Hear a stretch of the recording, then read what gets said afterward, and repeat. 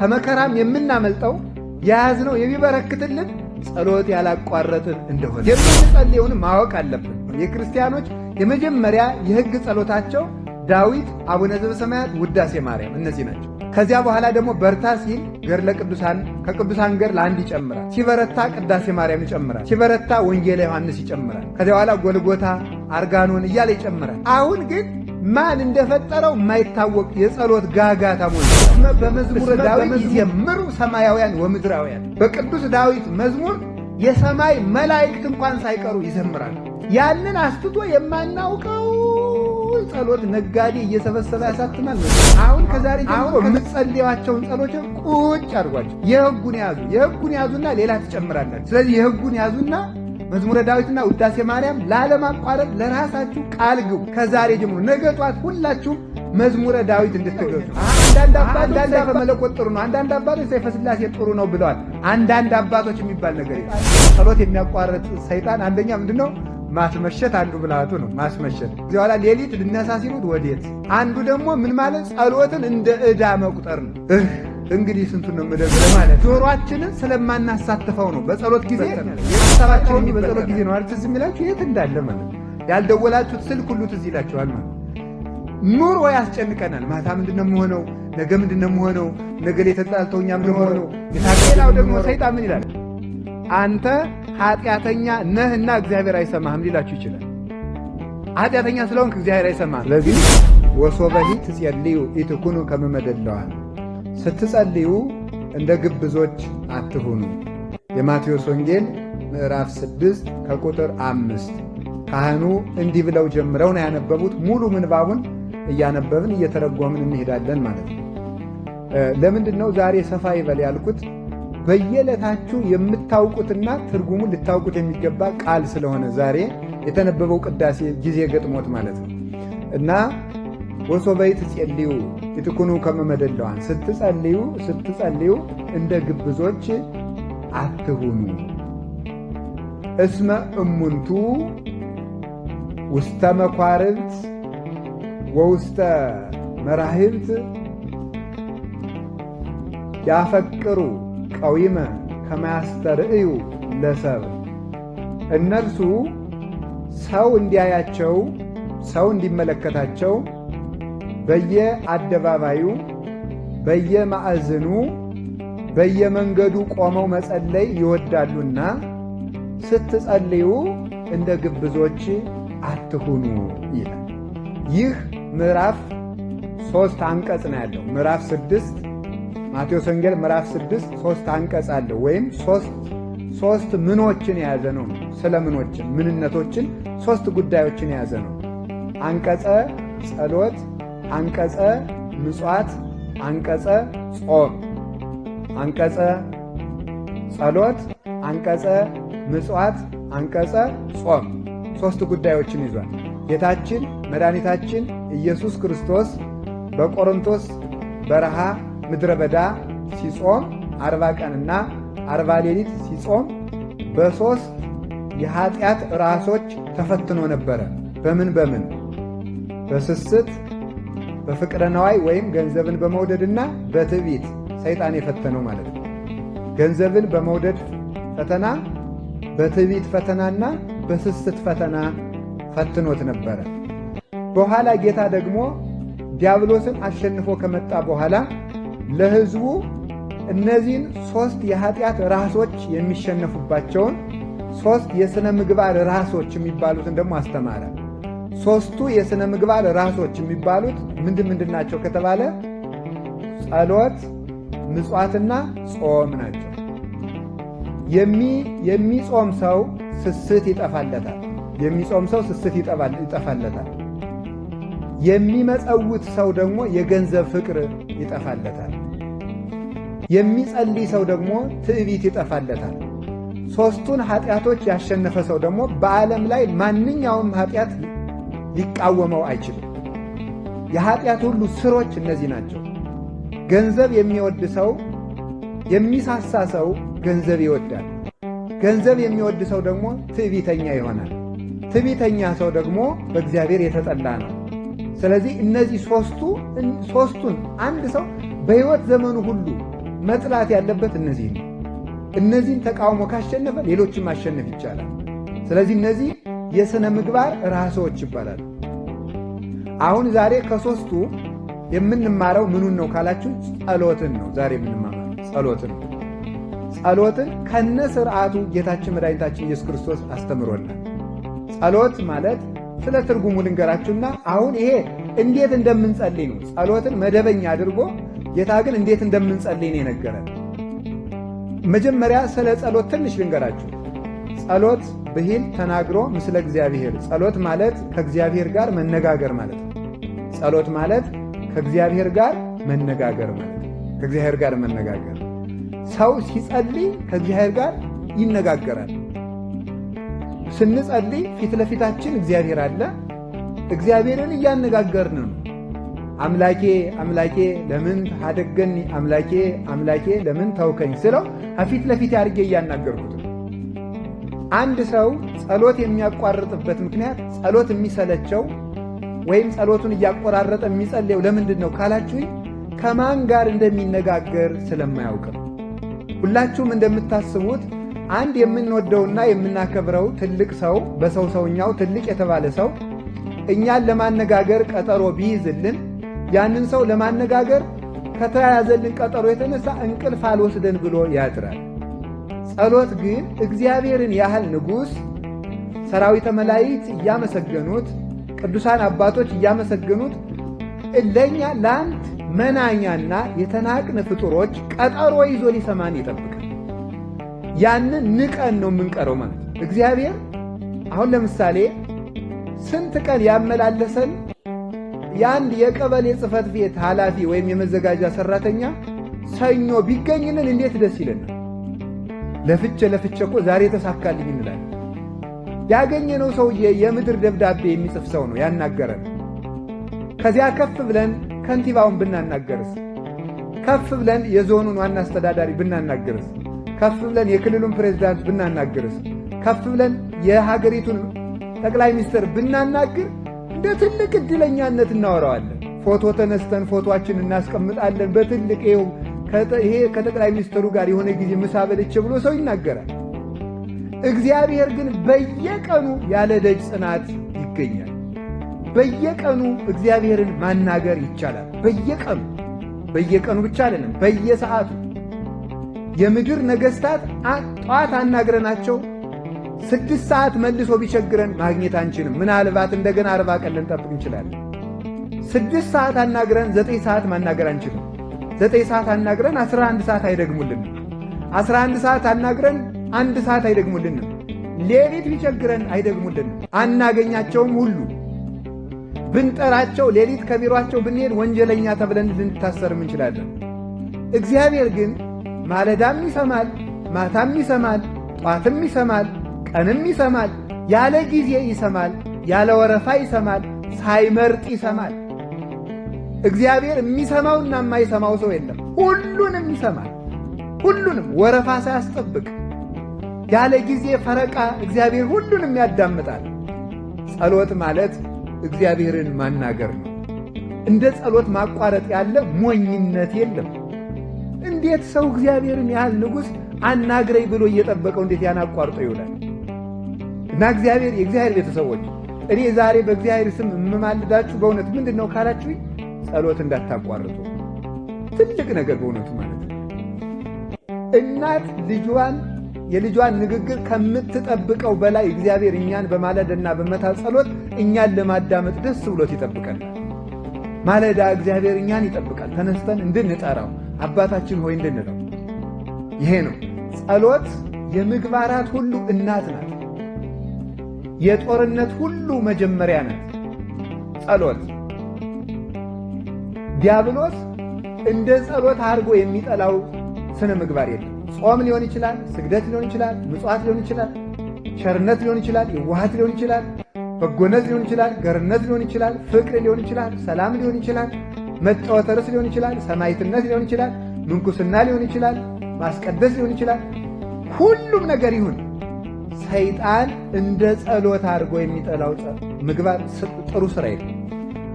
ለምን ሲባል ከእግዚአብሔር እያስፈቀድ ስለሆነ ማለት ነው።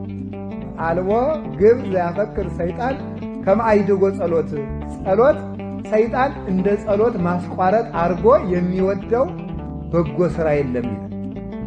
ሰይጣን በጣም ትልቁ የሚወደው ሥራ ምንድነው? ጸሎት ማቋረጥ ነው።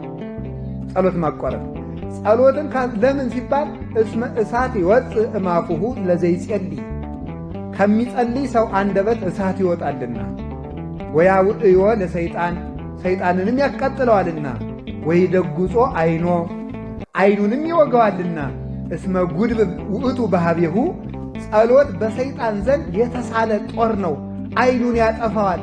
ስለዚህ ሰይጣን ጸሎትን አይወድም። ወበይንተዝ ተመልከቱ ያከብድ፣ ይሄ ቅንድብን አክብዶ እንቅልፍ ያሰኛል። ጸሎቱን ያስቋርጠዋል። የሚያቋርጥበት ልዩ ልዩ መንገዶች ነው ያሉት። አንዳንድ ጊዜ የማንዘልቀውን በጣም ብዙ ጸሎት በማስጀመር ከዚያ በኋላ ሰልችቶ እንድንተወው በማድረግ፣ ሌላ ጊዜ ደግሞ በምንጸልይበት ጊዜ ሐሳባችን ይበትንና ሐሳቤ እየተበታተነ የምጸልየውን ጸሎት እግዚአብሔር አይሰማኝም ብለን ደግሞ እንድናቋርጠው ማድረግ። በጣም እንዴት ያለ ጠበኛ እኮ ነው። ሐሳባችን የሚበትነውም እሱ ነው። ሐሳቤ ስለተበተነ እግዚአብሔር አይሰማኝም ብለን ደግሞ እንድናቋርጥም የሚያደርግ ደግሞ እሱ ነው። ሶስተኛ ደግሞ ጸልየህ ምን አመጣህ፣ ጸልየሽ ምን አመጣሽ ብሎ ደግሞ ጸሎት እንድንተው ያደርገናል። ይህን ያህል ጸለይክ፣ እግዚአብሔር እኮ አንተን አይወድህም፣ ጥያቄህን ቢወድ ኑሮ ይመልስልህ ነበረ ብሎ ደግሞ ጸሎትን እንድናቋርጠው ደግሞ ያደርጋል። ለምንድን ነው ካላችሁኝ፣ ጸሎት የሕይወታችን አጥር ነው። የሕይወታችን ደጅ ነው። ደጅ ወይም በር አጥር የሌለው ቤት ለሌባ፣ ለወንበዴ፣ ለኃላፊ፣ ለአግዳሚ ሁሉ የተመቸ ለዘረፋ የተመቸ እንደሆነ ጸሎት ስናቋርጥ አጥር የሌለው ግቢ፣ በር ያልተዘጋለት ቤት እንሆናለን። ሰይጣን እንደፈለገ ከሰው ቤት ገብቶ ጸጋ ለመዝረፍ ይመቸዋል ማለት። ለዚህ ነው ብዙ ሰዎች እዩ ደጋግማችሁ ገዳም ሂዳችሁ በሰነበታችሁ ሰሞን፣ መንፈሳዊ ጉዞ ባደረጋችሁ ሰሞን፣ መንፈሳዊ ቦታዎች በሄዳችሁ ሰሞን ዓለም ላይ ሳላችሁ ትሰሩት የነበረ ኃጢአት ይቋረጣል። ከዚያ በኋላ ስትመጡ መልሶ ይዛችኋል። ለምንድን ነው ካላችሁኝ፣ ጸሎት አቋርጠን ስለሚያገኘን። ጸሎት መጀመሪያ የልማድ ኃጢአት ዋና መነሻው ጸሎት ማቋረጥ ነው። በራስ ምታት የዝሙት ሰይጣን በተለይ የሚመጣበት ራስ መምታት፣ እንቅልፍ ማለት፣ ቅንድብን ማክበድ፣ ከራስ ፀጉር እስከ እግር ጥፍር ያለውን የአካል ክፍል በሙሉ በድንጋይ የተቀጠቀጠ እባብ እስኪመስል ድረስ ድካምን በመልቀቅ ጸሎትን ያስጠላል። ጸሎትን ካስጠላ በኋላ ጸሎቱን ያስቋርጠናል። ካስቋረጠን ረድኤተ እግዚአብሔር እኛ ጋር ስለሌለ የፈለገውን ኃጢአት ለማሰራት ይመቸዋል። ኃጢአተኛ ለመሆን የመቅሰፍት ሁሉ መጀመሪያ ምንድን ነው ካላችሁኝ፣ ጸሎት ማቋረጥ። የበረከት ማጣት ምንጭ ዋናው ጸሎት ማቋረጥ ነው። የጠብ መጀመሪያ ዋናው ምንድን ነው? ጸሎት ማቋረጥ ነው። የባለ ትዳሮች ሁከት ከምንድን ነው የሚመጣው? ጸሎት ከማቋረጥ ነው። አትጸልዩ። ስለማይጸለይ ፍቅሩም ያረጃል፣ ትዳሩም አሮጌ ይሆናል፣ ቤቱም ይቀዘቅዛል፣ ውሃ ይሆናል፣ ሙቀት ሃይማኖት የለውም፣ ይጠላል። ባልየው ወጥቶ መግባትን ይጠላል፣ ሚስቲቱ የባሏን መምጣት ትጠላለች። ለምን? ጸሎት የተለየው ትዳር ስለሆነ ቀዝቃዛና የተጠላ የነገር እሾህ የወረሰው ይሆናል። በሕይወታችን ዘመን ሁሉ ከመከራም የምናመልጠው የያዝነው የሚበረክትልን ጸሎት ያላቋረጥን እንደሆነ ነው። የምንጸልየውን ማወቅ አለብን። እንግዲህ በሕግ የተፈቀደው ዳዊት አቡነ ዘበሰማያት ነው። መዝሙረ ዳዊት አቡነ ዘበሰማያት የክርስቲያኖች የመጀመሪያ የሕግ ጸሎታቸው ዳዊት፣ አቡነ ዘበሰማያት፣ ውዳሴ ማርያም እነዚህ ናቸው። ከዚያ በኋላ ደግሞ በርታ ሲል ገድለ ቅዱሳን ከቅዱሳን ገድል አንድ ይጨምራል። ሲበረታ ቅዳሴ ማርያም ይጨምራል። ሲበረታ ወንጌለ ዮሐንስ ይጨምራል። ከዚያ በኋላ ጎልጎታ፣ አርጋኖን እያለ ይጨምራል። አሁን ግን ማን እንደፈጠረው የማይታወቅ የጸሎት ጋጋታ ሞልቷል። አሁን መዝገበ ጸሎት የሚባል አለ። የሆነ ጥርቅም ማለት ነው። እንዳይከፋችሁ ድሮ ባለ 53ቱ የሚባል ነበር፣ ኋላ ባለ 78ቱ አሁን ደግሞ 90 ምናምን ሆኗል መሰለኝ 100 ምናምን። ለውዳሴ ከንቱ ምዕመናን በቀይ ቢጫ አረንጓዴ ማህደር ያረጉትና ሳሳ ያለ ነጠላ አረገው አዝለውት ጀለል ጀለል ይላሉ። አንዱንም አያነቡት ማለት ነው። ከዚያ በኋላ መልካ አርሴማ አይቀር፣ መልካ ሚካኤል አይቀር፣ ውዳሴ አምላክ አይቀር፣ ሰይፈ ሚካኤል፣ ሰይፈ ስላሴ አይቀር፣ ሰይፈ መለኮት አይቀር፣ ግግግግግግ አንዱንም ከዚያ በኋላ አይጸለይም። መጀመሪያ በሕግ የታዘዘውን ጸልዩ። ከደም ጸሎተ ባርቶስ ምንድነው ይኛል? በሕግ የታዘዘውን 318ቱ ሊቃውንት በፍትሐ ነገሥት ያዘዙትን ነቢያት ሐዋርያት ያዘዙትን መዝሙረ ዳዊት፣ ውዳሴ ማርያም፣ ዳዊት፣ ወንጌል ጸልዩ። አሁን ከዛሬ ጀምሮ ሁላችሁም ዳዊት ይኖራችኋል። ከቃሉ ጋር ናችሁ። እግዚአብሔር ከሁላችን ጋር ይሁን። ስለዚህ ሁላችሁም ከዛሬ ጀምሮ መዝሙረ ዳዊት ሊኖራችሁ ይገባል። መዝሙረ ዳዊት የሌለው ክርስቲያን ክርስቲያን አይደለም። እዩት። ስርዓት ምን ያስተምርናል ካላችሁ ገድለ ቅዱሳን፣ ስርዓተ ቤተ ክርስቲያን። አሁን ይውላችሁ ተክሊል ሲፈጸም ዳዊትና ውዳሴ ማርያም ነው የሚደገሙ። ምንም አይደለም ሌላ። ወንጌል አለቀ። እሺ ክርስትና ሲነሳ ዳዊት ውዳሴ ማርያም ነው የሚጸለይ፣ ወንጌል ነው የሚጸለይ። ሙታን ሲፈቱ ዳዊት ውዳሴ ማርያም ወንጌል ነው የሚጸለይ። ምን የትኛውም ስርዓተ ቤተ ክርስቲያን ካህናት ዲያቆናት ሲሾሙ ዳዊት ውዳሴ ማርያም፣ ጸሎተ ቡራኬ ሁሉ ዳዊት ውዳሴ ማርያም። ካህኑ ቅዳሴ ከመግባቱ በፊት ቅድመ ግባተ መንጦላይት የሚባል ጸሎት አለ። ከመቅደስ ገብቶ ከመጸለዩ በፊት ወጥቶ ቅድስቱ ላይ ሆኖ መብራት ይዞ መስቀል ይዞ ህዝቡ ፊቱን ወደ ህዝቡ አዙሮ የሚጸልየው ጸሎት አለ። ዳዊት ነው፣ መዝሙረ ዳዊት ነው። በየትኛውም ጉዳይ የሚጸልየው ምንድነው ካላችሁኝ መዝሙረ ዳዊት ነው። በየትኛውም ነገር ውስጥ ማለት ነው።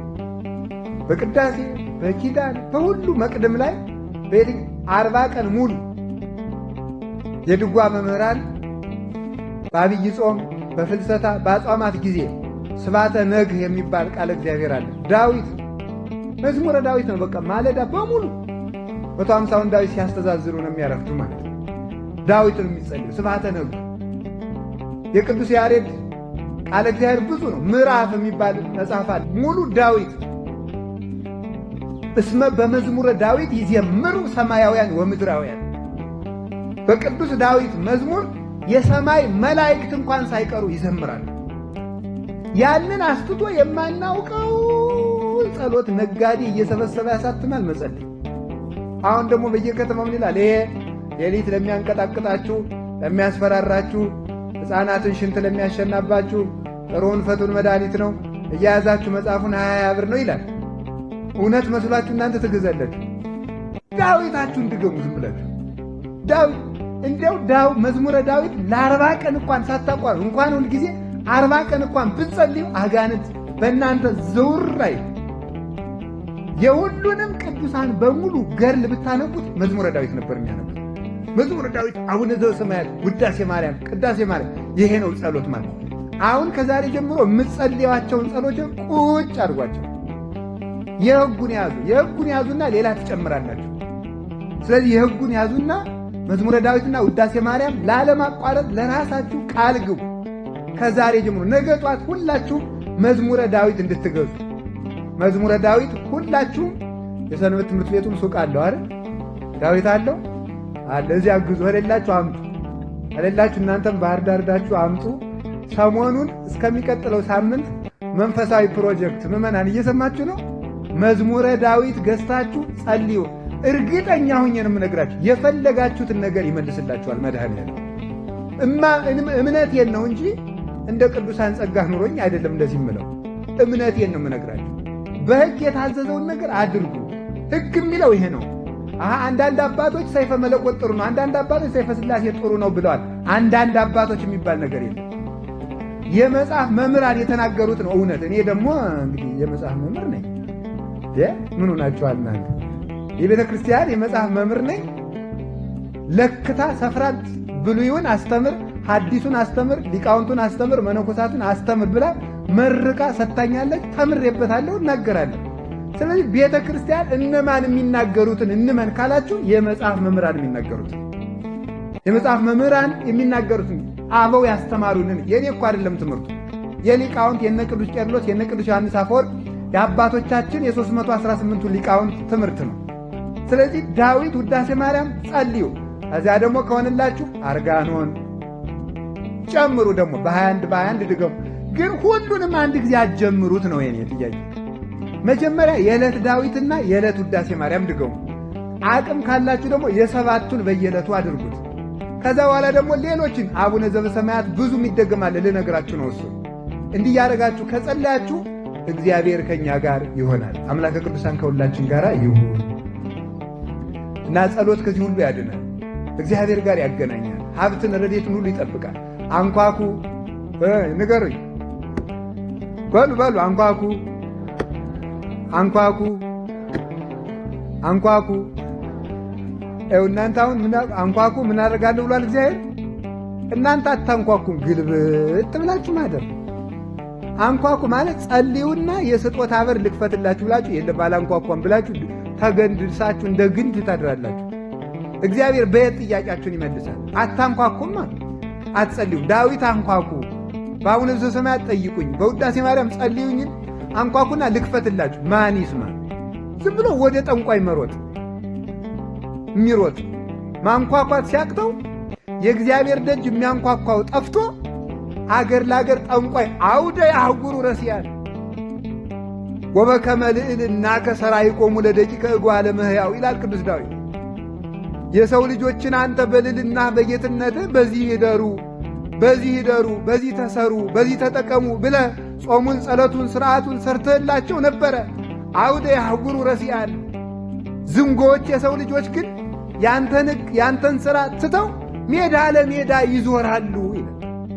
ውሃ ያለ እዚህ ማሰሯችን ተሸክመን የምንሮጥ ወደዚያ፣ ሀብት ያለ እዚህ እኛ የምንሮጥ በሌለበት፣ ሳር የሚለቀም እዚህ በጎች የሚኖሩ በበረሃ፣ ውሃ ያለ እዚህ በጎች የሚኖሩ በበረሃ፣ ወርቅ ያለ እዚህ እኛ የምንውል አፈር ላፈር። ይሄ ነው መዋያን አለማወቅ፣ የት እንደሚገኝ አለማወቅ።